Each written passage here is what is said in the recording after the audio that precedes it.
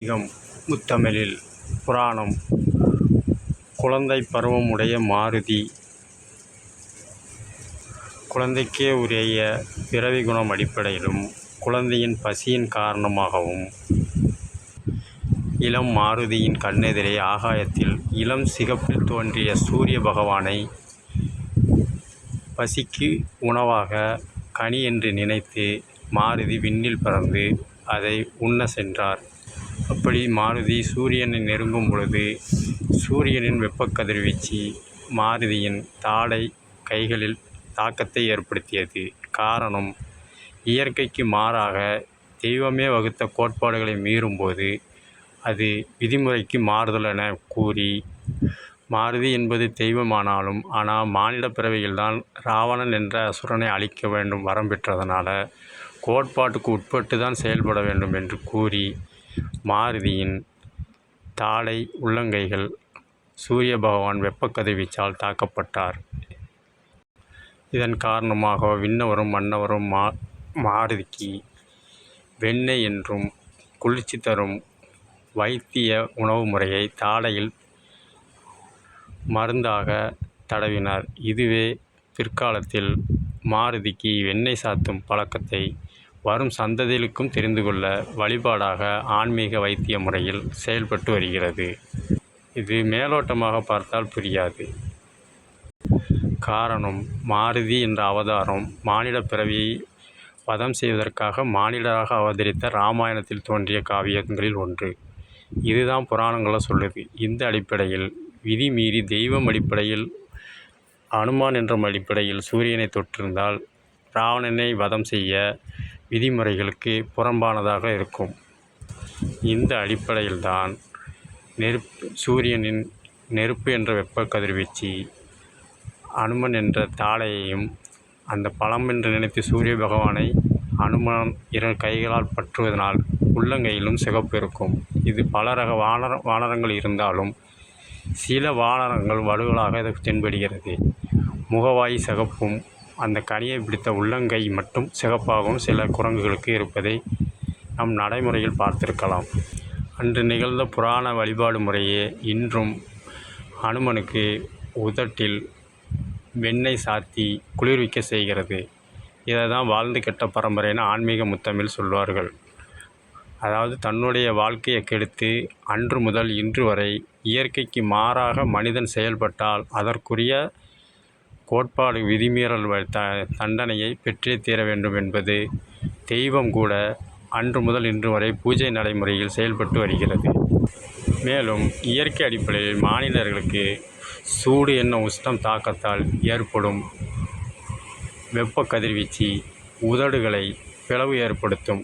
இதனை சரி செய்ய ஆன்மீக வைத்திய அனுமனுக்கு செய்த முறையே அன்று முதல் இன்று வரை வெண்ணெயை உதட்டில் தடவும் வைத்திய முறை உணவே மருந்து என்ற அடிப்படையில் ஆன்மீக முத்தமிழில் வழிபாட்டு முறையில் கடைபிடிக்கப்படுகிறது. ஆன்மீக முத்தமிழ் வழிபாட்டு முறையில் அனுமனுக்கு மட்டும்தான் தாடை வீக்கத்திலும் கை சிவந்த நிறத்திலும் பல ஆலயங்களில் முக்கியமாக அனுமன் ஆலயங்களில் சிகப்பு நிறத்தில் வர்ணம் பூசி காட்சி தரும் வழிபாட்டு முறையை அன்று முதல் இன்று வரை வரக்கூடிய சந்ததிகளுக்கும் எடுத்துக்காட்டாக வெப்ப கதிர்வீச்சு தாக்கினால் வெண்ணெய் உதட்டில் சாத்தலாம் என்பது வைத்திய முறையை ஆன்மீக முத்தமிழில் எடுத்துரைத்துள்ளனர். இந்த ஆன்மீக கோட்பாட்டு அடிப்படையில் தான் மனிதர்களுக்கு ஆண் பெண் அர்த்தநாரி யாவருக்கும் வெப்ப கதிர்வீச்சு தாக்கத்தால் உதட்டில் ஏற்படும் வெடிப்புகளை வெண்ணெய் தடவி உணவே மருந்து என்ற அடிப்படையில் வைத்திய முறையை ஆன்மீகம் அன்றே வழிபாட்டு முறையில் கடைபிடித்து வருகிறது. ஆன்மீக முத்தமிழ் புராண அடிப்படையில் அனுமனின் தாய் அஞ்சனை பெண் உருவம், தந்தை கேசரி வானர உருவம், இரண்டும் கலப்பில் உருவான அனுமன் மனிதன் வானரம் கலப்பில் உருவானது. வீரியம் அதிகமுள்ள உயிரணுக்கள் என்பதை அன்றே உயிரணுக்களின் வீரியம் தன்மை பற்றி ஆன்மீக முத்தமிழில் எடுத்துரைத்தனது. மேலும் கேசரி என்ற தந்தை அக்னிகுண்டம் என்ற உஷ்ணம் அடிப்படையில் குவளையில் பாயாசம் என்ற அடிப்படையில் தாய் அஞ்சனைக்கு கொடுக்க அதை பருகி அதன் மூலம் உருவானது மாருதி. இது கருவூட்டல் முறையை அன்றே எடுத்துரைப்பது ஆன்மீக முத்தமிழில். இதேபோல் இராமாயணத்திலும் தசரத மன்னனுக்கு 3 மனைவிகள். இதே அக்கினிகுண்ட அடிப்படையில் பாயாசம் என்றும் வெள்ளை அடிப்படையில் உள்ள உயிரணுக்கள். அதனை அருந்திய மூவருக்கு 4 குழந்தைகள்: ராமன், லட்சுமணன், பரதன், சத்ருகன். இந்த அடிப்படையில் உயிரணுக்கள் ஓரிடத்தில் இருந்து இன்னொரு இடத்தில் கருவூட்டல் முறையில் செயல்படுத்த முடியும் என்பதை ஆன்மீக வைத்திய முறையில் ஆன்மீக முத்தமிழில் புராணத்தில் அன்றே எடுத்துரைக்கப்பட்டுள்ளது. காரணம், உயிரணுக்கள் உருவாக வெப்பக்கதிர்வீச்சுகள் மூலம்தான் உயிரணுக்கள் உருவாகிறது, ஆணுக்கும் பெண்ணுக்கும். இந்த அடிப்படையில் அக்கினிகுண்டம் என்பது உஷ்ணம். உஷ்ணத்திலிருந்து ஒரு பெண் தேவதை அடிப்படையில் குவளையில் பாயாசம் என்பது வெள்ளை திரவத்தில் பால் பாயாசம் அடிப்படையில் உயிரணுக்களின் நிறமும் வெள்ளை நிறமும். இந்த அடிப்படையில் பாயாசம் என்ற தன்மையில் அயோத்தி மன்னனாக விளங்கிய தசரதனின் 3 மனைவிமார்களுக்கு கருவூட்டுதல் முறையை ஆன்மீக முத்தமிழில் புராணத்தில் செயற்கை முறை கருவூட்டுதலை அன்றே ஆன்மீக முத்தமிழ் வைத்தியத்தில் எடுத்துரைக்கப்பட்டுள்ளது. ஆன்மீக புராண அடிப்படையில் மேலும் 23 என்ற அடிப்படையில் அன்றே குரோம்களின் எண்ணிக்கை கணக்கிடப்படுகிறது. இரவு பகல் 2, திரவ வாயு, இந்த 3 தன்மையில்தான் உயிரினங்கள் அனைத்து உயிர்களிடமும் பரிமாற்ற வளர்ச்சி ஏற்படுகிறது. இதை அன்றே இராமாயண காவியத்தில் பால் பாயாசம் என்ற அடிப்படையில் தசரதன் மனைவிகள் 4 குழந்தைகள் ஈன்றெடுத்தது. வானர அடிப்படையிலும் மனித அடிப்படையில் வீரியம் கூடும் என்ற அடிப்படையில் அனுமன் அவதாரம் எடுத்தது. செயற்கை முறை கருவூட்டுதலை அன்றே இராமகாவியத்தில் வைத்திய முறையை எடுத்துரைத்தது. இரவும் பகலும் 2, திரவ வாயு, இந்த 2×3 23 அடிப்படையில்தான் உயிரணுக்கள் செயல்பாடுகள் இருக்கும் என்பதை அன்றே ஆன்மீக முத்தமிழில் சூட்சமமாக ஆன்மீக தமிழர்கள் கணக்கிடப்பட்டுள்ளனர். இயற்கையோடு ஒன்றி வாழும் வானர அடிப்படையில் வீரியம் மிகுதி என்றும், மானிட அடிப்படையில் இராமகாவியத்தில் ராமன் வளர்ந்த இடம், பாதுகாப்பு, பராமரிப்பு, செயல்பாடு என்ற வீரியம் குறைவு என்ற அடிப்படையில் 2×3 அடிப்படையில் 23 அடிப்படையில் குரோம்கள் என்ற உயிரணுக்கள் திசுக்களாக செயல்படுவதை அன்றே ஆன்மீக முத்தமிழில் எடுத்துரைத்து கணக்கிடப்பட்டுள்ளது. இதனையே இசைத்தமிழில் குரங்கிலிருந்து பிறந்தவன் மனிதன் என்ற அடிப்படையில் இசைத்தமிழில் கவிஞர்கள் புனைந்திருப்பார்கள். வீரியம் அதிகம் என்பதால் ரோமங்கள், சேட்டைகள் வானரங்களுக்கு அதிகம். அதே அடிப்படையில் கோட்பாடுகள் அடிப்படையிலும் விதிமுறைகள் அடிப்படையிலும் உட்பட்டு வாழ்வது மனிதர்கள், வீரியம் கம்மி. வால்மீகி இயற்றிய இராமாயணத்தில் இதை சூட்சமமாக எடுத்துரைப்பர்.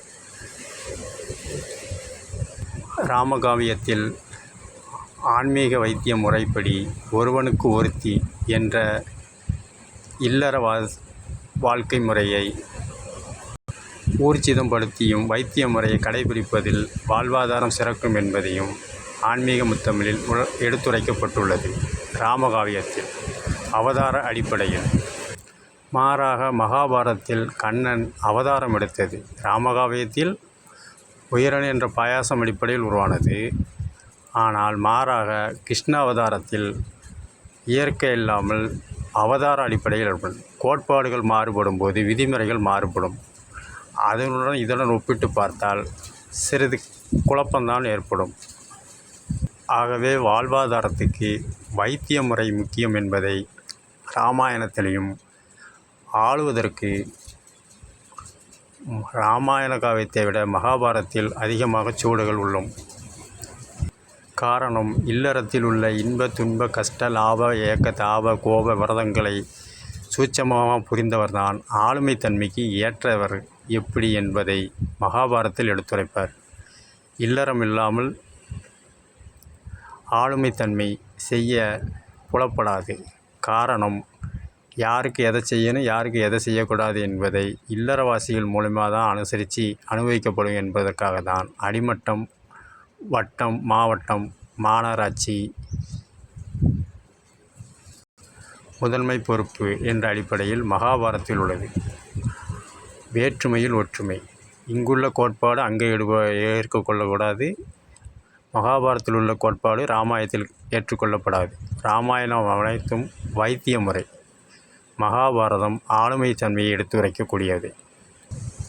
ராமகாவியத்தில் மார்கழியில் அவதாரம் செய்தது ஹனுமான், பங்குனியில் அவதாரம் செய்து ராமர். இந்த அடிப்படையில் மாத அடிப்படையில் மூத்தவர் தன்மையில் ஹனுமன், இளையவர் தன்மையில் ராமன். ஆகவே ஹனுமன் ராமனை ராமா என்றுதான் அழைப்பார். காரணம், மூத்தவர் இளையவரை பெயர் சொல்லி அழைப்பது அன்றே வழக்கத்தில் எடுத்துரைக்கப்பட்டுள்ளது. ஆன்மீக முத்தமிழில் ஹனுமன் உச்சரிக்கும் மந்திரமும் ராமா ராமா என்றுதான் பெயரை உச்சரிப்போம். மூத்தவர்கள் இளையவர்களை பெயர் சொல்லி அழைக்கலாம் என்பதை ஆன்மீக முத்தமிழில் எடுத்துரைக்கப்பட்டுள்ளது. அரசாளும் தன்மையில் கண்ணனை பிரபு என்றும், இல்லறவாசி உணவு அருந்தும் துறையில் ராமனை மகாபிரபு என்றும் ஆன்மீக முத்தமிழில் அழைக்கப்படும். காரணம், வாழ்வாதாரத்துக்கு உணவுதான் முக்கியம். உணவு வழங்குபவர்களை மகாபிரபு என்று ஆன்மீகத்தில் அன்றே அழைக்கப்படுகிறது. மகாபாரதத்தில் கண்ணனை ஆளுமை தன்மையில் எதை எப்பொழுது எங்கே எப்படி செய்ய வேண்டும் என்பதை சூட்சமமாக வீரம் என்ற அர்ஜுனன் அடிப்படையில் விவேகம் என்ற கண்ணன் செயல்பட்டதினால் அவரை பிரபு என்பார். மன்னர்களை பெரும்பாலும் பிரபு என்றே அழைப்பதுண்டு. மகாபாரத அவதாரம் வேறு, இராமாயண அவதாரம் வேறு. இரண்டையும் ஒன்றோடு ஒன்று கலந்தால் ஆன்மீக முத்தமிழில் உள்ள சூட்சமும் புரியாது, புலப்படாது. கோட்பாடு அடிப்படையில் உணர்ந்தாலே மட்டுமே வைத்திய முறையும் ஆளுமை முறையும் புலப்படும் ஆன்மீக முத்தமிழில். இதைய இயற்தமிழில் பிரச்சனைக்கு உள் போவது எளிது, பிரச்சனையிலிருந்து வெளியே வருவது கடினம் என்பர். காரணம், இல்லற வாழ்விலும் சரி ஆளுமையிலும் சரி எந்த பிரச்சனைக்கு எந்த தீர்வு, எந்த வைத்திய முறையை உணவுக்காக கடைப்பிடிக்க வேண்டும், எந்த ஆளுமை எந்த மன்னனின் திறமை அடிப்படையில் சூட்சமமாக மக்களையும் நாட்டையும் காப்பது என்பதை எடுத்துரைப்பதே பிரச்சனைக்கு உள் போவது எளிது, வெளியே வருவது கடினம் என்பார்கள் ஆன்மீக முத்தமிழில். ராமகாவியத்தில் அனுமன் சீதையை தேடி செல்லும் பொழுது கடல் அறைக்கு தடுத்து நிறுத்தி அனுமனை உணவாக விரும்பினாள். அப்பொழுது, உனக்கொரு நிபந்தனை, என் உருவத்துக்கு தக்கன உன் வாயை திற, நான் உன் உணவாக செல்கிறேன் என்று கோட்பாடு வைத்தார்.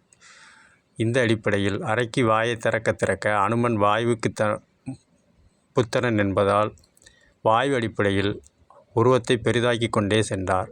அதற்கேற்ற அறைக்கு கடலறைக்கும் வாயை அகலமாக திறந்து கொண்டே சென்றார். பிறகு உள்ளே அனுமன் வாயினுள் போகும்போது சிறியதாக சென்று அறைக்கு வாய் பெரியதாக இருக்கும்போதே உள்ளே போயிட்டு உடனே வெளியே வந்துவிட்டார்.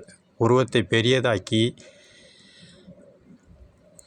கடலறைக்கின் வாய் அகலமாக சென்றவுடன் சூட்சம அடிப்படையில் உருவத்தை சிறியதாக்கி அவர் சொன்ன நிபந்தனைப்படி கடலறைக்கின் வாயின் உள் சென்று உடனே வெளியேறிவிட்டார்.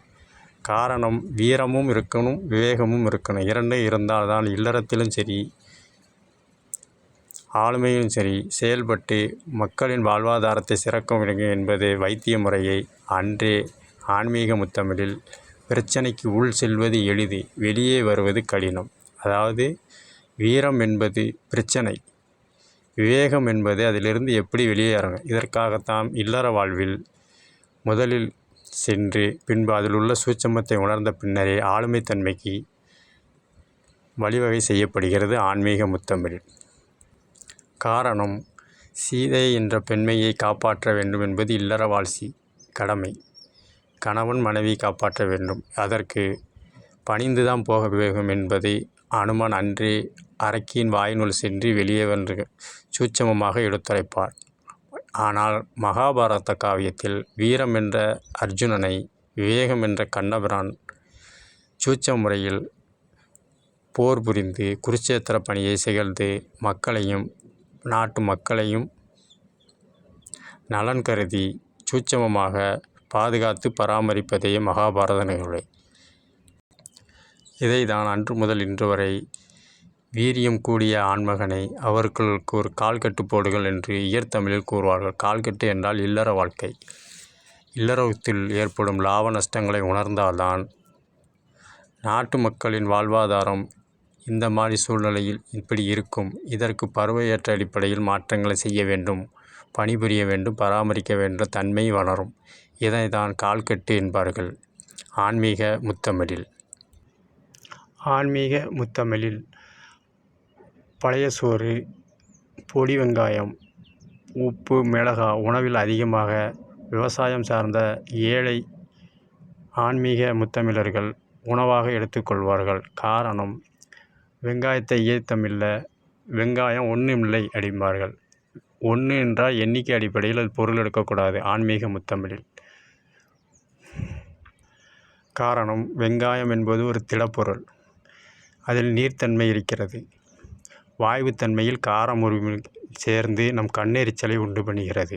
ஆக திடப்பொருள், திரவப்பொருள், வாயு பொருள், காரம்,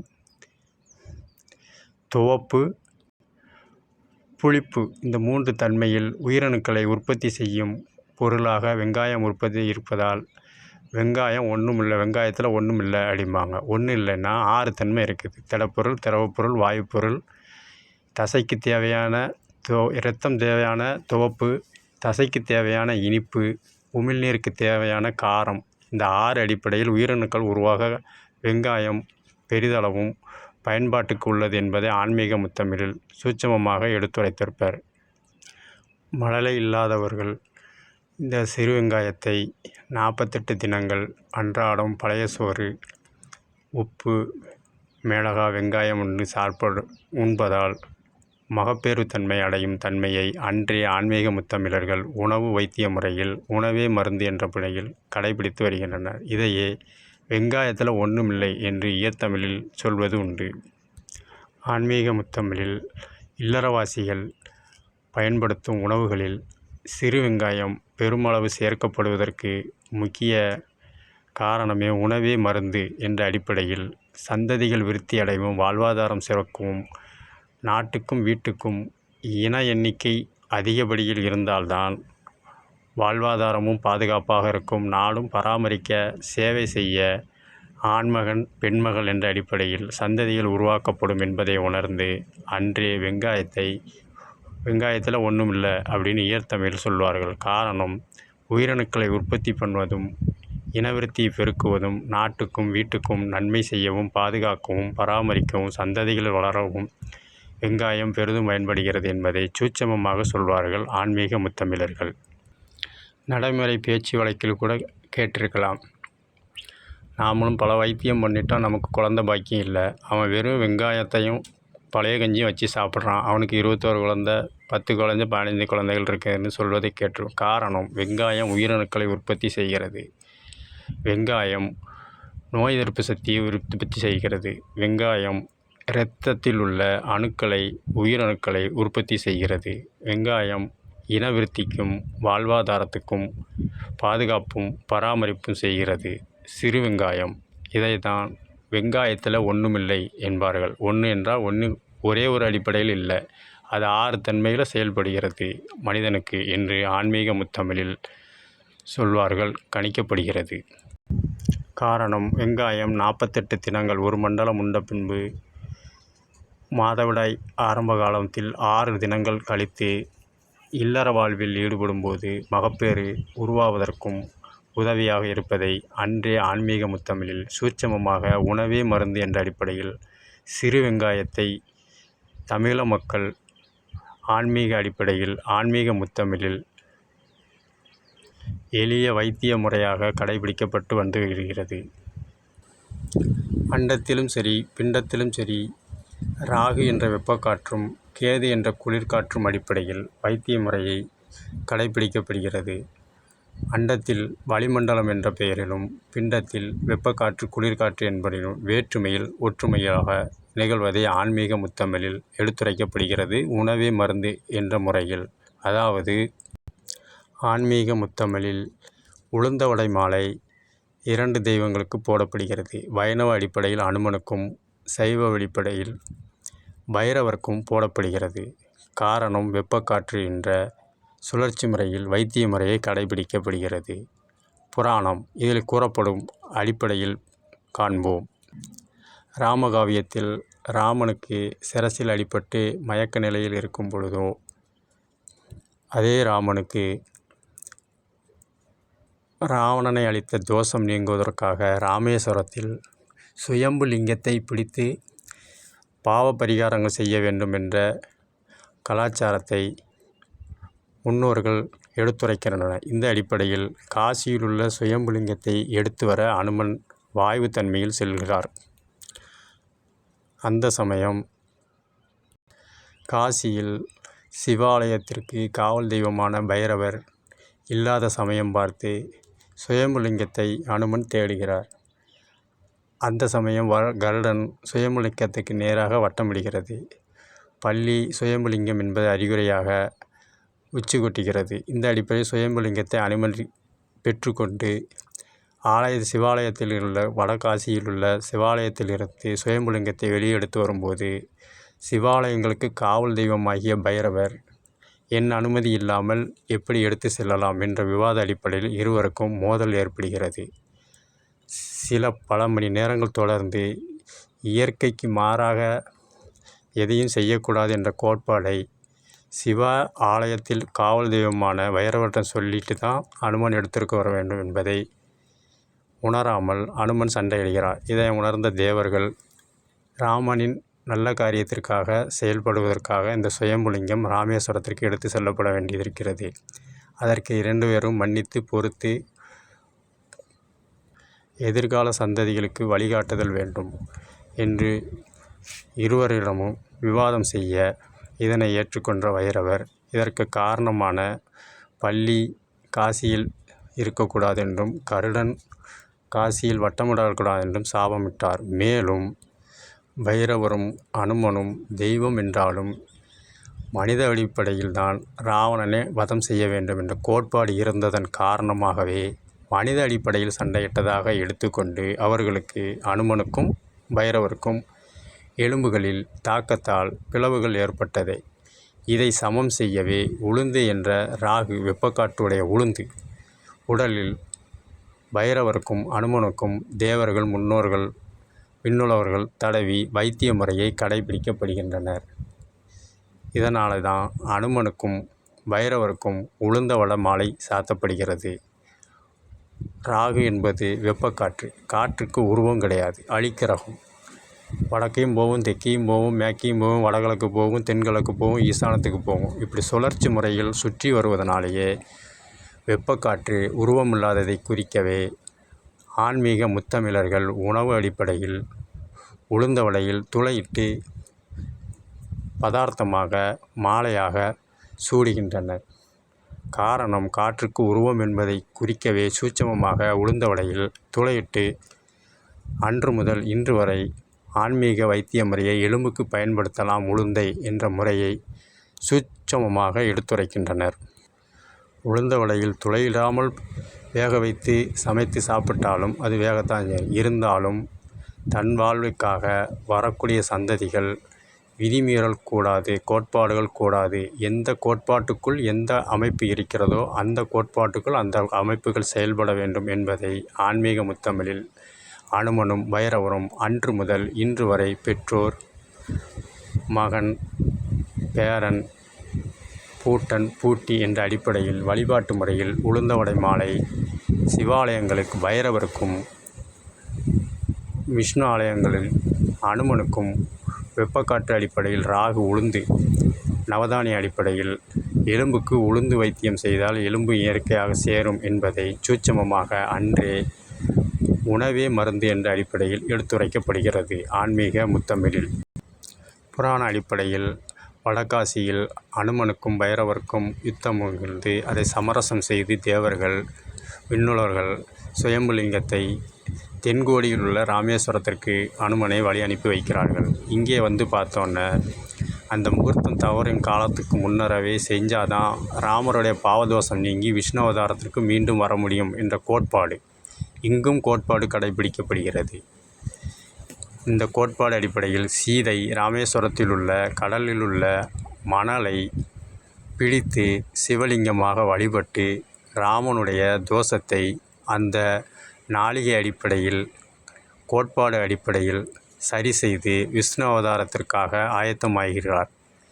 இதை அறியாமல் அனுமன் வந்து, நான் எடுத்து வருவதற்கு முன்னாலேயே எப்படி நீங்கள் லிங்கத்தை வழிபட்டு செய்யலாம் அப்படின்னு சொல்ல, சீதையும் ராமனும் எவ்வளவோ எடுத்து கூறியும், நீங்கள் செய்தது தவறு, அப்போ நான் அங்கே போய் சண்டை போட்டு உடம்பெல்லாம் காயப்பட்டு வந்திருக்கிறேன் அப்படின்னு சொல்ல, சரி விதி மீறக்கூடாது, இது நீயாக இருந்தாலும் சரி நானாக இருந்தாலும் சரி மானிடராக பிறந்திருக்கிறோம், அந்த கோட்பாடுக்கு உட்பட்டு தான் செயல்பட வேண்டும், ஆகவே தான் விதி மீறக்கூடாது என்பதற்காக மணலில் பிடித்த லிங்கத்தை வழிபட்டு தோஷம் நீக்கிறேன், முடிந்தால் நீ வேணால் அகற்றிவிட்டு உனது வடகாசியிலிருந்து கொண்டு வந்த சுயம்பு லிங்கத்தை அங்கே வைத்துவிடு என்று ராமரும் சீதையும் விவாதம் செய்கிறார்கள்.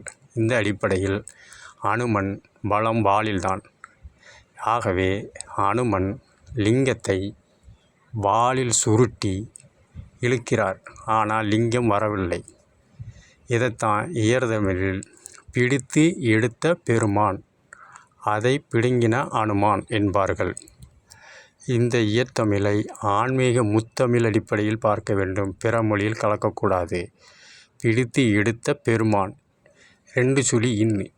சிவபெருமான் என்பது சிவனை குறிக்கும். இங்கே குறிப்பிடுவது பெருமாள் அல்ல, இல்லு போட்டால் தான் பெருமாள். இங்கே குறிக்கிறது பிடித்து எடுத்த பெருமான். சிவலிங்கமாக மண்ணில் சீதை பிடித்து எடுத்திருக்கிறாள். அதை பிடுங்கினாராம் அனுமான். வாளால் பிடுங்கினது தான் பிடித்து எடுத்த பெருமான், அதை பிடுங்கினா அனுமான். இது ஆன்மீக வைத்திய முறை, எலும்பு முறிவுக்கான வைத்திய முறை. இதையே மொழி அடிப்படையில் மாற்றியமைத்து புனைந்து தவறாக பரப்பப்படுகிறது. எப்படி எனில், பிச்சை எடுத்தான் பெருமாளாம், அதை பிடுங்கினானா அனுமானும்பாங்க. புராணப்படி பார்த்தாலும் பகுத்தறிவு பார்த்தாலும் இது ரெண்டுக்கும் எது பொருந்தும் என்பது சில குறிப்பீடுகள் அடிப்படையில் பார்ப்போம். புரட்டாசி மாதம் திருவோண நட்சத்திரம் ஏகாதசி திதியில் பெருமாள் அவதாரம். மார்கழி மாதம் மூல நட்சத்திரத்தில் அமாவாசை திதியில் அனுமன் அவதாரம். 3க்கும் 4 மாதங்கள் வித்தியாசப்படுகிறது. பெருமாள் அவதாரத்துக்கு பின்புதான் அனுமன் அவதாரம். அப்போ அனுமன் தோன்றியிருக்கவே மாட்டார். அப்படி இருக்கும்போது எப்படி பெருமாள்கிட்ட அனுமன் சண்டை போட்டிருப்பார்? மேலும் சில குறிப்பீடுகள், பெருமாள் பிச்சை எடுத்ததாக புராணத்தில் எந்த இடத்துலையும் குறிப்பிடலை. மாறாக குபேரனிடம் கடன் தான் பெற்றார் என்று தான் குறிப்பிடப்பட்டிருக்கிறது. இது பகுத்தறிவு அடிப்படையில் பார்த்தாலும் பிச்சை எடுக்கவில்லை. அப்படியே பிச்சை எடுத்தாலும் மூத்தவர் புரட்டாசி மாதம், இளையவர் மார்கழி மாதம். இவர் பிறக்கிறதுக்கு முன்னாலேயே அவர் வந்துட்டார்.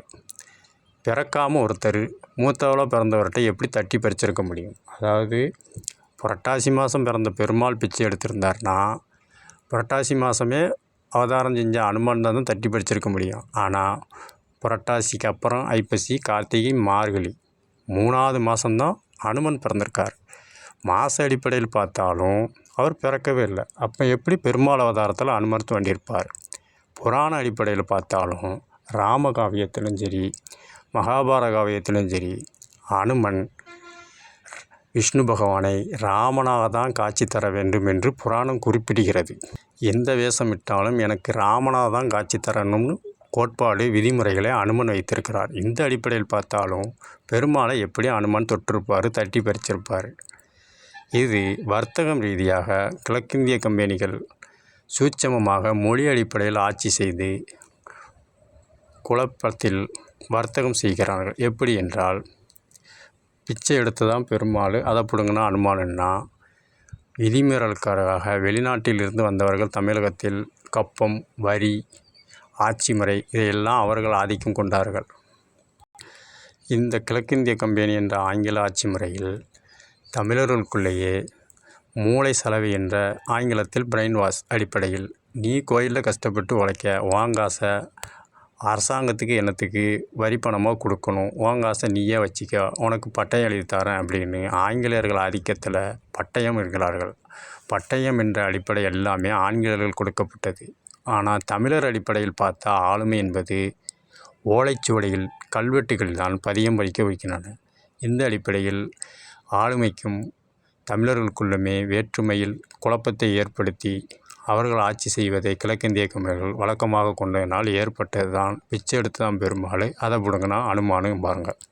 இன்னும் உள்நோக்கி பார்த்தால் அவரவர் உழைக்கும் வருமானத்திற்கு ஏற்படும் சாலை வசதி, தகவல் தொடர்பு வசதி, ஆகாய வசதி, இதற்கு அனைத்துக்கும் அரசு என்ற தனி மனிதனால் செலவிட முடியாது.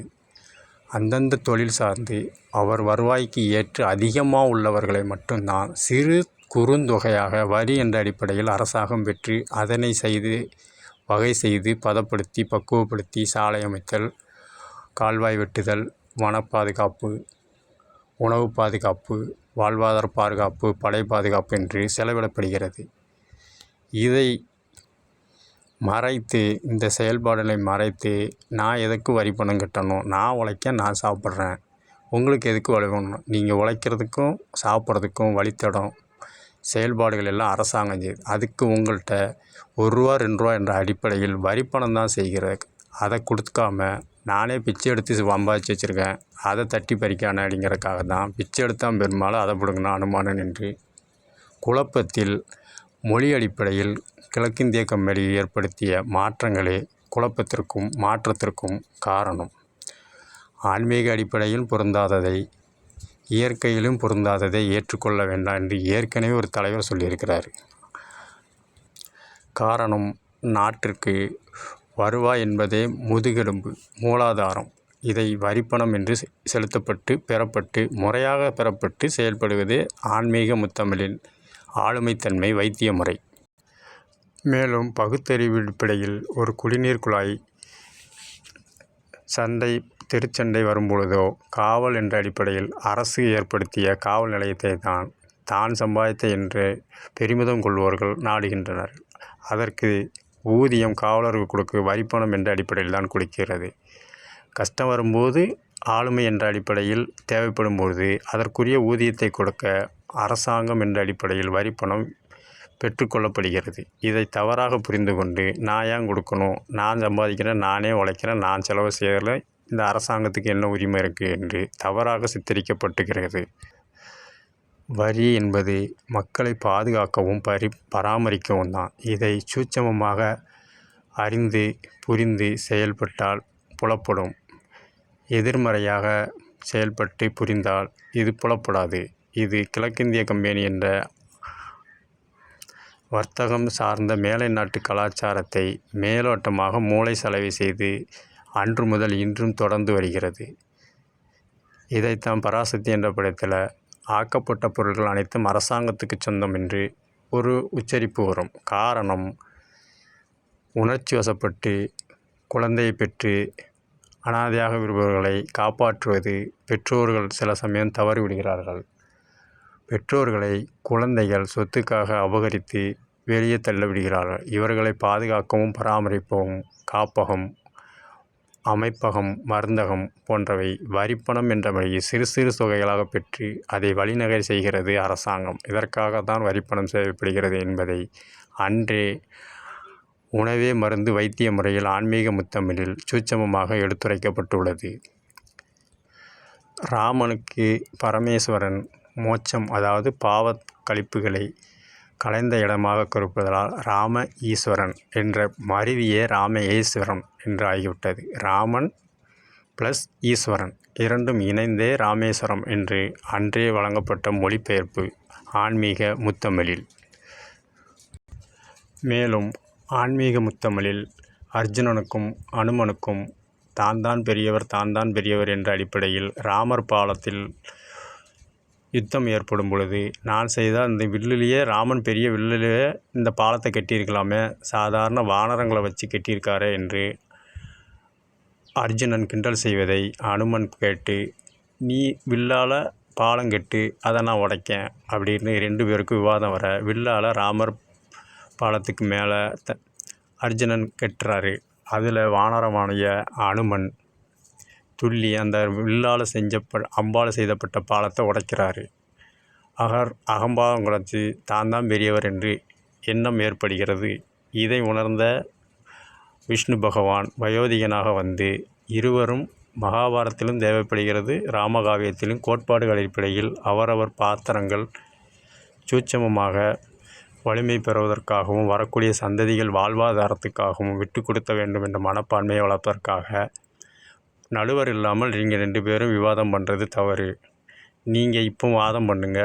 நீ வில் அம்பால் பாலங்கட்டு, அதை அனுமன் உடைக்கட்டும்.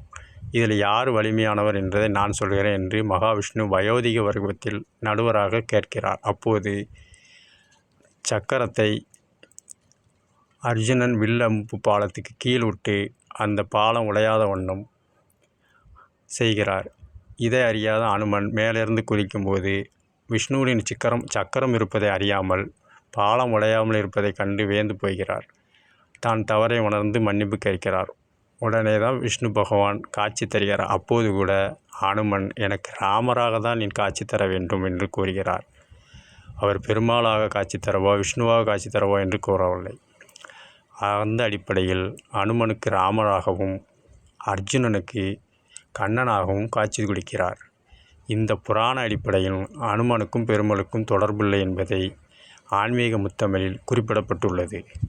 அதன் பின்னர் மகாபாரத குருட்சேத்திரத்தின் போது அனுமன் என்ற நீ கொடியாக இருந்து ரதத்தையும் போரையும் பாதுகாக்க வேண்டும் என்று நிபந்தனை வைக்கிறார் விஷ்ணு பகவான். அதன் அடிப்படையில் மகாபாரத போரில் விஷ்ணு என்ற கண்ணன் கீழே இருப்பார். அவரை கூட பார்க்காமல் அனுமன் பரந்த கோலத்தில் கொடியில் இருப்பாள். அப்போது கூட கண்ணனை அனுமன் பார்ப்பதில்லை.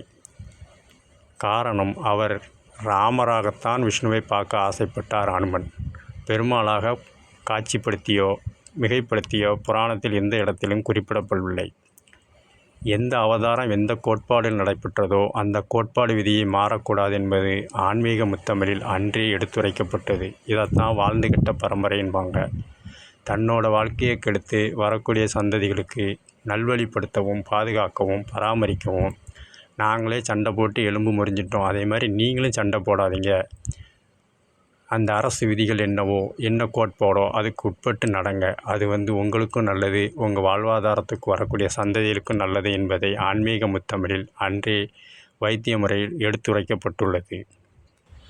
மருந்து என்ற சிந்தனையை தேன் என்ற உணவு அடிப்படையில் கலந்து வைத்திய முறையை கடைபிடிப்பதே ஆன்மீக முத்தமிழில் எடுத்துரைக்கப்பட்டுள்ளது.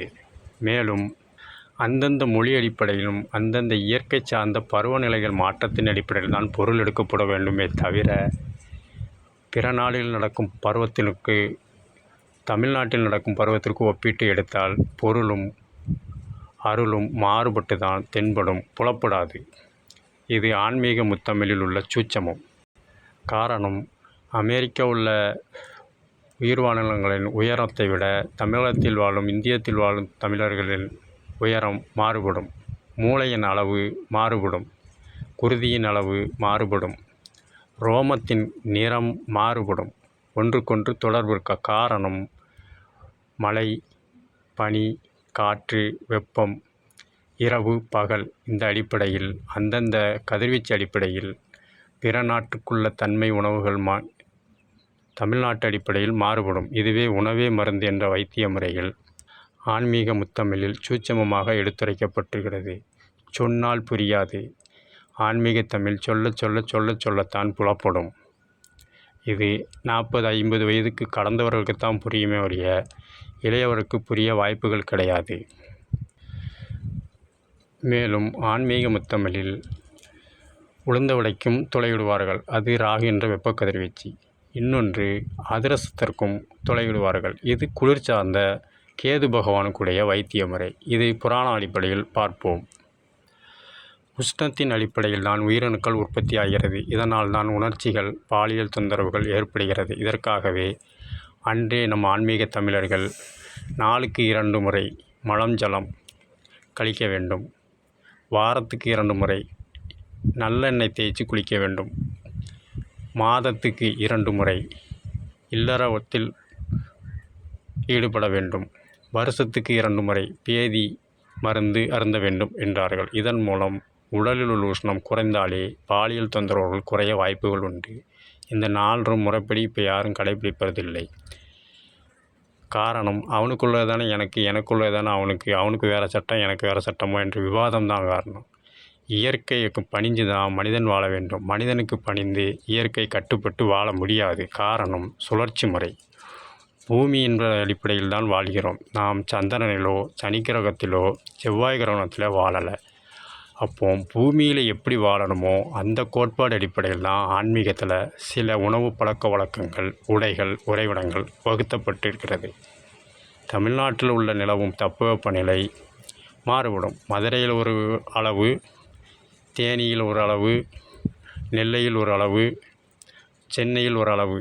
இது மாறுபடும் காரணத்தினாலேயே பாலியல் தொந்தரவுகள், உடல் உபாதைகள், பிணிகள் ஏற்படுகிறது. இதை சமம் செய்யவே ஆன்மீக முத்தமிழர்கள் வழிபாட்டு முறையில் வைத்திய முறையும் உணவு முறையும் உறைவிடமும் கடைபிடிக்க வேண்டும் என்று சூட்சமமாக எடுத்துரைக்கின்றனர். அந்த அடிப்படையில் உடம்பில் வெப்பம் அதிகமானால் சூடு குறைக்க குளிர்ச்சி தேவைப்படுகிறது. சூடு அதிகமானால் குளிர்ச்சி தேவைப்படுகிறது. குளிர்ச்சி அதிகமானால் சூடு தேவைப்படுகிறது. சூட்டினால் ஏற்பட்டது தான் பைரவருக்கும் அனுமனுக்கும் ஏற்பட்ட சண்டை. அது ராகு என்ற வெப்பக்கதிர். அதை குளிர்விக்கவே உளுந்து. இப்பொழுது சூட்டு அடிப்படையினால் ஏற்பட்ட தன்மையை குளிர்விக்கச் செய்வதே அதிரசம் என்ற படைப்பு. இதிலும் துளையிடப்படுகிறது. உளுந்தும் வடையிலும் துளையிடப்படுகிறது. அதிரசத்திலும் துளையிடப்படுகிறது. உளுந்த வடை என்பது வெப்பக்காற்று. அதிரசம் என்பது குளிர்ந்த காற்று. காற்றுக்கு உருவம் கிடையாது. இரண்டும் சுழற்சி முறையில் வடக்கு, தெற்கு, மேற்கு, ஈசான மூலை என்று சுழல்வதால் துளையிட்டு உளுந்த வடையும் சமைக்கப்படுகிறது, அதிரசமும் சமைக்கப்படுகிறது. துளையிடாமலும் இதனை சமைக்கலாம். காரணம் எதிர்வரும் சந்ததியிற்கு புரிந்து கொள்ள வேண்டும் என்பதற்காகவே உளுந்த வடையும் துளை, அதிரசத்திலும் துளை. இது இரண்டும் ஆன்மீகத்தில் தான் உண்டு. அதிரசம் துளை எதிர்க்குவார்கள் என்றால் புராண அடிப்படையில் பார்ப்போம். விண்ணுலகில் தேவலோக ரம்பை என்ற ரம்பை ஊர்வசி மேனகை ஆட்டத்தை கண்டு யமன் வெப்பம் அடிப்படையில் உஷ்ணமேறி தாம்பத்திய உறவில் ஈடுபடும்போது அதில் அறவுரையாக ஒரு சிசு உருவாகிறது. அது அனலாசுரன் என்ற அடிப்படையில் வெளியேறுகிறான். இந்த அனலில் வெப்பத்தின் தன்மையில்தான் இல்லற வாழ்க்கை ஏற்படுகிறது. உஷ்ணத்தின் அடிப்படையில் தான் உயிரணுக்கள் உருவாகப்படுகிறது என்பதை அன்றே சூட்சமமாக யமனுக்குரிய உயிரணுக்கள் தேவலோகத்தில் உள்ள மின்னோலத்திலும் மண்ணிலத்தில் உள்ளவரை பாதிப்படைய செய்கிறது. அந்த வெப்பம் தாங்காமல் அனைவரும் பிள்ளையார் என்பவரிடம் முறையிடுகின்றனர். பிள்ளையார் அந்த அனலாசுரன் என்பதை வளர்ச்சி அடையாத வெப்பம் சார்ந்த யமனுக்கு உருவான அனலாசுரனை முழுமையாக விழுங்கிவிடுகிறார்கள். இதனால் அந்த அனலாசுரன் பிள்ளையாரின் வயிற்றுக்குள் சென்று வெப்பக்காற்று அடிப்படையில் இல்லாமல் சூடேறி பிள்ளையாரை உடல் உஷ்ணம் ஏற்படுத்துகிறது. இதனால் உஷ்ணம் ஏற ஏற பிள்ளையாரின் வயிறின் பருமனாகிறது. ஒருவருக்கு வாயு என்ற அடிப்படை ஏறும்போது வயிற்றில் உப்புசம் ஏற்படும், வயிற்று வலி ஏற்படும். இதை அன்றே சூட்சமமாக எடுத்துரைக்கிறது ஆன்மீக முத்தமிழ் வைத்திய முறையில். இப்படி ஏற்பட்டதை சமம் செய்யவே பிள்ளையாருக்கு குடங்குடமாக தண்ணீர் விடுகிறார்கள். இதனாலேயே அவரை அன்றும் சூடு தணியவில்லை, இன்றும் சூடு தணியவில்லை என்றதற்காகவே நதிக்கரையில் பிள்ளையாரை அரசம் வேம்பு சேர்ந்த குளிர்ச்சி தன்மையில் அமர வைத்து நீர் விட வேண்டும், அவர் சூட்டில் இருக்கிறார் என்பதற்காக நதிக்கரையில் அமர செய்கிறார்கள். மேலும் அருகம்புல் சூட்டை தணிக்கும் என்பதற்காக அருகம்புல்லையும் போடுகிறார்கள். மேலும் உணவு பதார்த்தமான பச்சரிசி, வெல்லம், எள்ளு இதனை பிசைந்து மறுநாள் புளிக்க விட்டு, அதாவது உடனே சுடக்கூடாது அதிரசம் என்பதை, பச்சரிசி, வெல்லம், வெல்லப்பாகு எடுத்து எள்ளு எல்லாம் சேர்த்து பதப்படுத்தி குளிர வைத்து மறுநாள் தான் அதிரசம் சுடுவார்கள். இதனால் உடம்பிலுள்ள சூடு உஷ்ணம் குறையும். இதனாலேயே அதிரசத்தை குளிர்காற்று அடிப்படையில் துளையிட்டு விநாயகப் பெருமானுக்கு அதிரசம் படைக்கப்படுகிறது. அதிரசம் மாலை படைக்கப்படுகிறது. அங்கே அனுமனுக்கும் பைரவருக்கும் உளுந்த வடை வெப்பக்காற்று ராகு. இங்கு கேது என்ற குளிர்காற்று பிள்ளையாருக்கு அதிரசம் என்ற அடிப்படையில் காற்றுக்கு உருவம் கிடையாது என்ற அடிப்படையும் உளுந்த வடைக்கும் துளையிடப்படுகிறது, அதிரசத்திற்கும் துளையிடப்படுகிறது. மேலும் இயற்கை என்ற குளிர்காற்று அடிப்படையில் அதிரச மாவு பிணைஞ்சி மறுநாள் சுடும்போது அந்த அதிரசம் பூசானம் பூக்காமல் புளிப்புத்தன்மையில் பல நாட்கள் கெடாமல் இருக்கும். உடனே பக்குவப்படுத்தி உடனே சுடக்கூடிய அதிரசங்கள் பூஞ்சானும் நோய்க்கிருமிகள் தொற்றும் உருவாகும். இதையே அன்றைய ஆன்மீக முத்தமிழில் பதப்படுத்தப்பட்ட அதிரச மாவை ஒரு நாள் வைத்து மறுநாள் சாப்பிட வேண்டும் என்பதை பிள்ளையாருக்கு படைக்கும் அதிரசம் என்ற துளையிட்ட அதிரசம் வைத்திய முறையாக படையலாக படைக்கப்படுகிறது. அன்று முதல் அந்த வெப்பக்காற்று உள்ளிருப்பதால் பிள்ளையாரின் வயிறு பருமனாகி தொப்பை என்ற அடிப்படையில் உருவாக்கப்படுகிறது. அன்றைய ஆன்மீக முத்தமிழில் வைத்திய முறையில் மந்தம் உப்புசம் என்ற சூட்சமத்தை ஆன்மீக வைத்திய முறையில் எடுத்துரைக்கப்படுகிறது. கேது என்பது குளிர்காற்று. ஆகவேதான் பிள்ளையார் என்பது கேதுவுக்காகவும் அதிரசம் என்ற குளிர்தன்மையில் பிள்ளையாருக்கு படையலாக படைக்கப்படுகிறது. யமன் என்பது தெற்கு திசை இறப்போர்களுக்கு ஈமச்சடங்கு செய்வதற்கும் யமனுடைய உருவான அருணாசுரன் பிறப்பு இரண்டுக்குமே பிள்ளையார் எல்லா வீட்டுக்கும் அவ்வாறு மாதவிடாய் பூ பெய்த போதும் வருவார், சுடுகாட்டுக்கு போகும்போதும் பயன்படுவார். பிள்ளையார் எல்லாத்துக்கும் போகக்கூடிய காரணம் இந்த அடிப்படையில் உருவாக்கப்படுகிறது. ஆன்மீக முத்தமிழில் அனலாசுரன் என்ற யமனின் மைந்தன், இது மகப்பேறு. உப்புசம் என்ற பருவமடைதல் உடல் மாற்றங்கள் ஏற்படுவது, இது பூப்பெய்தல் தன்மை. மரணம் என்ற தெற்கு திசை யமனுக்குரியது, அங்கும் பிள்ளையார் செல்கிறார். ஆகவேதான் பிறப்பு இறப்பு நல்ல நிகழ்ச்சி தீய நிகழ்ச்சி என்று அனைவருக்கும் பிள்ளையாரை 3 தன்மையில் படைத்து வழிபாடு செய்கிறார்கள். பிள்ளையாருக்கு எந்தவித தீங்கும் தீவினையும் நன்மை தீமை எல்லாம் ஒன்று என்று மூலவராக அன்று முதல் இன்று வரை பிள்ளையாரை கடைபிடிக்கப்பட்டு வருகிறது. நீர்த்தன்மையில் மஞ்சள் உருவாகிறது. இது திரவத்தன்மையில் மஞ்சளில் பிள்ளையாரை பிடிப்பார்கள். பச்சரிசி திடப்பொருளில் உருவாகிறது. இது மாவு அடிப்படையில் பிள்ளையாரை பிடிப்பார்கள். பசுமாட்டு சாணம் உள்ளே திடப்பொருள் திரவப்பொருள் கலந்து சாணம் என்ற அடிப்படையில் வாய்வு தன்மையில் வெளியேறுகிறது. இது சாணத்தால் பிடித்த பிள்ளையார். திடப்பொருள் என்ற பச்சரிசியில் ஆன பிள்ளையார், திரவப்பொருள் என்ற மஞ்சள் அடிப்படையில் உருவான மஞ்சள் பிள்ளையார், வாய்வு என்ற பசுமாட்டு சாணத்தில் உருவான சாணப்பிள்ளையார். திட திரவ வாய்வுத்தன்மையிலும் பிறப்பு பருவமடைதல் மரணமடைதல் இந்த 3 நிகழ்ச்சிகளுக்கும் பிள்ளையாரை முதல் கடவுளாகவும் ஆதிக்கடவுளாகவும் அன்றும் இன்றும் ஆன்மீக முத்தமிழில் வைத்திய முறையில் சூட்சமமாக எடுத்துரைப்பார்கள். இது புராண அடிப்படையில் பார்த்தாதான் புலப்படும். பிற மாநிலத்தோடும் பிற அண்டை நாட்டோடும் ஒப்பிட்டால் புரியாது. காரணம், நம்ம வாழ்கிறது பூமியில் தமிழ்நாட்டுக்குள்ளே எங்கேயோ ஒரு பகுதியில் வாழறோம். அங்கே என்ன பருவநிலைகள் என்ன பிறப்பு இறப்பு இருக்கிறதோ அதன் அடிப்படையில் தான் கோட்பாடு அடிப்படையில் செயல்பட வேண்டும். கோட்பாடு மீறினால்தான் விதிமுறை மீறல் என்பார்கள். கோட்பாட்டுக்கு உட்பட்டு நடந்தால்தான் வாழ்வாதாரம். இதை தான் வாழ்ந்து கெட்ட பரம்பரை என்பார்கள். அன்றும் இன்றும் பிள்ளையார் ஆத்தங்கரையில் விதிக்கு மீறாமல் நானும் உட்பட்டு பல உயிர்களை காப்பாற்றுவதற்காக அனலாசுரனை முனைகிறேன். அந்த வெப்பம் இன்னும் என்ன தணியவில்லை, அதற்காக நீர் விடுங்கள் என்பதற்காக ஆற்றங்கரையில் அரசமர நிலத்தில் நீர் அபிஷேகம் இன்னும் பிள்ளையாருக்கு நடக்கிறது.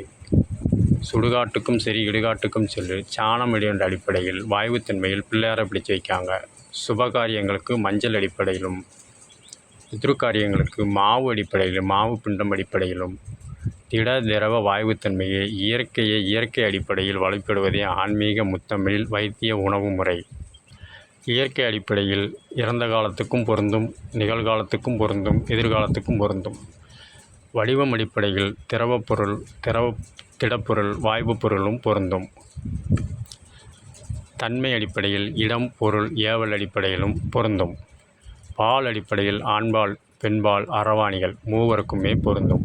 இயற்கைக்கு மாறாக இருந்தால்தான் தவறு, ஏமாற்றுதல். இங்கே புராண அடிப்படையில் பார்த்தாதான் பொருள் வழங்கும். மொழி அடிப்படையில் இலக்கண அடிப்படையில் பார்த்தாதான் பொருள் வழங்கும். மாறாக செயல்பட்டால் அது புலப்படாது.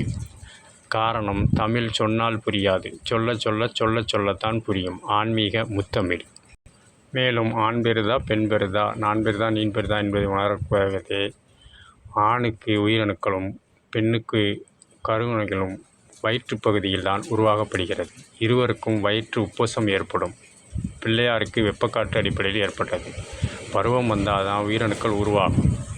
10 வயதிற்கு கீழ் உள்ளவர்களுக்கு மகப்பேறு அடையவோ பூப்பணிதடையவோ காரணம் கிடையாது. காரணம் உஷ்ணத்தின் தன்மையில் ஏற்படும் மாற்றங்கள் தான் வாழ்வாதாரத்திற்கு ஏற்படும் பிணிக்கு காரணம் என்பதை அன்றே ஆன்மீக முத்தமிழில் பிள்ளையார் வழிபாட்டில் சூட்சமமாக எடுத்துரைப்பார். ஆகையால் தான் அன்றும் இன்றும் என்றும் பிள்ளையாரை முதல் தமிழ் கடவுள் என்று வழிபாட்டு முறையில் வகுக்கப்பட்டு கணிக்கப்பட்டு வரக்கூடிய எதிர்காலத்திற்கு சந்ததிகள் வாழ்க்கைக்காக எடுத்துரைக்கப்படுகிறது ஆன்மீக முத்தமிழில். ஆண் பெண் அரவாணி மூவருக்கும் உருவங்கள் தான் மாறுபட்டவடைய அனைவருக்கும் எல்லா உள்ள திறமையும் எல்லாருக்கும் உண்டு. காரணம், இவரை வைத்து அவர் வாழ வேண்டும், அவரை வைத்து இவர் வாழ வேண்டும். இருபாலரும் சேர்ந்து வாழ்ந்தால்தான் வாழ்வாதாரம். தான் மட்டும் வாழ்வதனால் பிரயோஜனமில்லை. இதை முடியாட்சியில் எடுத்துரைப்பார் சாணக்கியர். அசோகர் போர் போது அனைவரையும் உயிர்களையும் வதம் செய்து விடுவார். அப்போது எல்லா உயிரையும் கொண்டுட்டு நீ ஒருத்த மட்டும் மன்னன்கிற முறையில் இருந்து யாருக்காக வாழப்போகிற, யாருக்காக ஆட்சி செய்ய போகிற?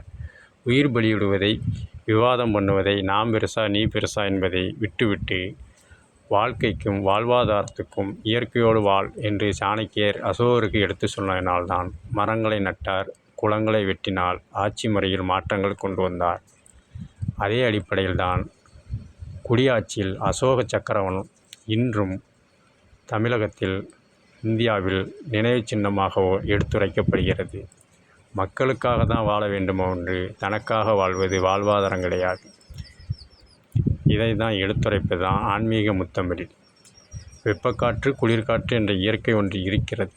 அதை புலப்படாது. அதை உணர்ந்து பருவத்தின் ஏற்படையில் மழை காலத்தில் என்ன பாதுகாப்பு பராமரிப்பு, வெயில் காலத்தில் என்ன பாதுகாப்பு பராமரிப்பு, பனிக்காலத்தில் என்ன பாதுகாப்பு பராமரிப்பு, கோடை காலத்தில் என்ன பாதுகாப்பு பராமரிப்பு, காற்று காலத்தில் என்ன பாதுகாப்பு பராமரிப்பு என்று அவரவர் வாழ்க்கை வாழ்ந்து தன் குழந்தைகளுக்கு ஏற்பட்ட இன்னல்கள் இடர்பாடுகளை களைந்து அதன் மூலம் அனுபவம் பெற்று, இதைத்தான் கல் என்பாங்க. அனுபவ கல்வியைத்தான் கல். தெய்வத்தையும் கல்லும்பாங்க, அனுபவத்தையும் கல்லுன்னு தான் சொல்லுவாங்க. கல்லுன்னா பாடம்.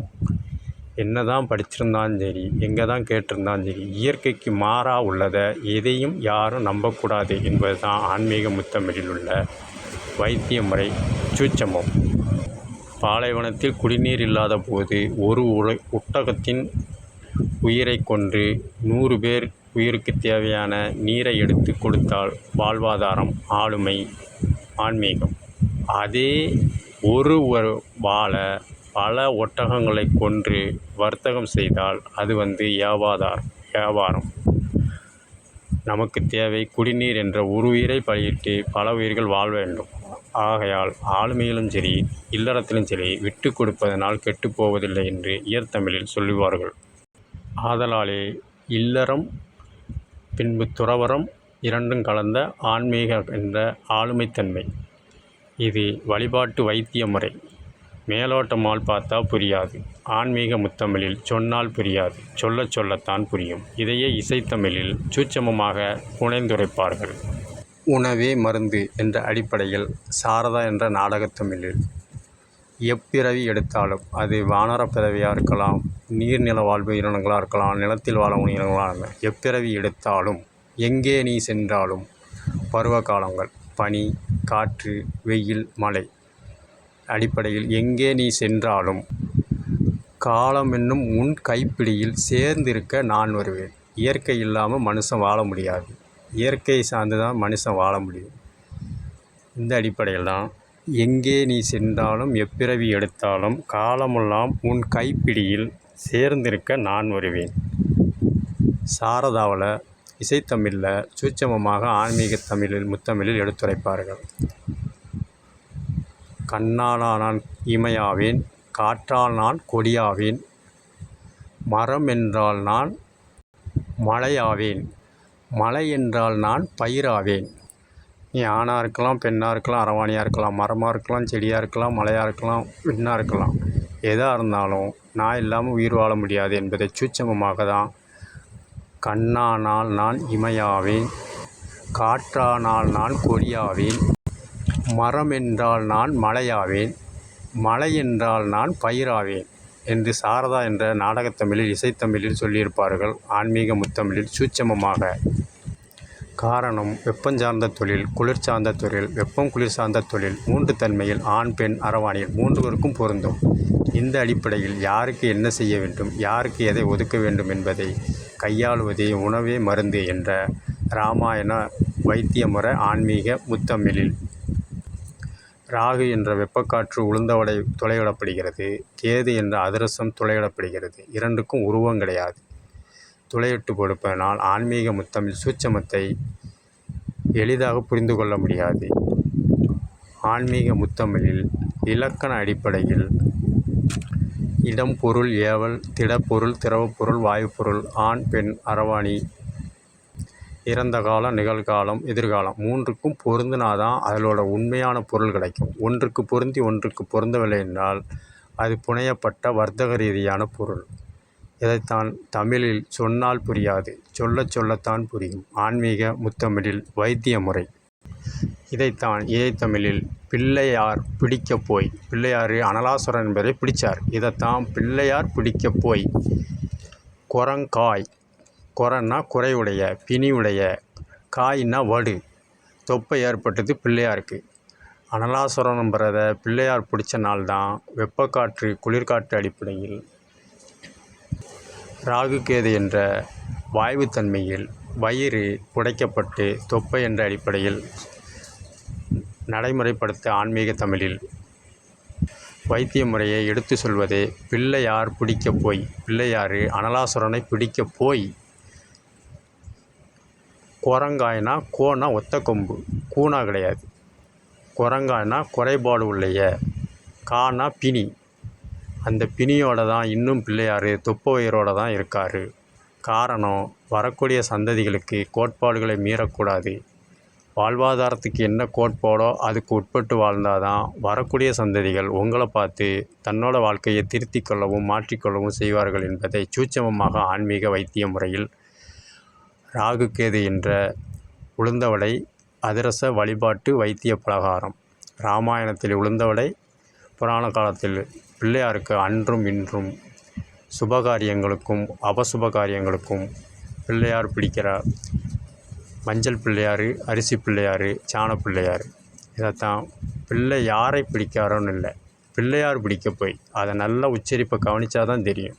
பிள்ளையார் பிடிக்க போயின்னு இல்லை, பிள்ளையார் யாரை பிடிக்காரு, அனலாசுரனை தான் பிடிக்கார். அப்படி பிடிக்கும்போது முழுங்கிடுறார்.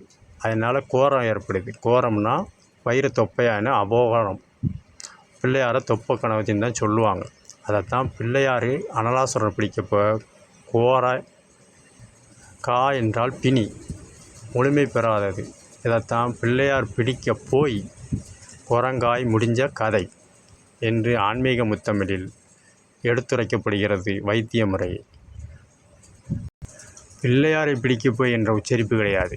பிள்ளையார் பிடிக்கப் போய், பிள்ளை என்ற விநாயகப் பெருமான் பிடிக்கப் போய்.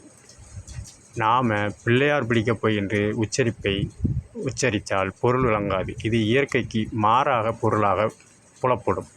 பிள்ளை யாரை பிடித்தாரோ என்பதுதான் ஆன்மீக முத்தமிழில் உள்ள உச்சரிப்பு தன்மை.